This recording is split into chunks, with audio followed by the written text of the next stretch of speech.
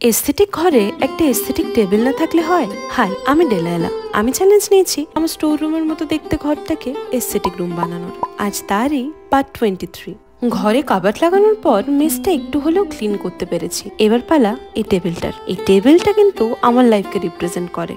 এক কথায় অগোছালো, पर हम है ना इसे भी एस्थेटिक बना लेंगे। তবে আমি দেখেছি এই টেবিলটাকে যতই গোছাই আবার নোংরা হয়েই যায়, কারণ আমার স্বভাব হলো যেখানে যত জিনিস আছে এই টেবিলে এনে জড়ো করা। তার উপর বারবার টানাটানি করতে করতে টেবিলটার চাকা পায়া সব কিছুর করুণ অবস্থা হয়ে দাঁড়িয়েছে। সবার আগের কাজ ছিল চাকাগুলো খুলে ফেলা, তারপর গোছানো। এতদিন ধরে টেবিল গুছিয়ে তারপর মনে হলো টেবিলটার এই ক্যাটকেটে রংটার বদলে একটা ধপধপে সাদা রং করা যায়।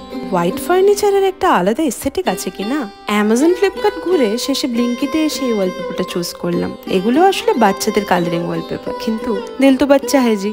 জিনিসটা এত কিউট যেটাকে কিনে ফেলে লোভটা সামলাতে পারলাম না। তোমরা বলো তো টেবিলটাকে কেমন লাগছে? আর টেবিলের সম্পূর্ণ মেকওভার থাকবে পরের ভিডিওতে।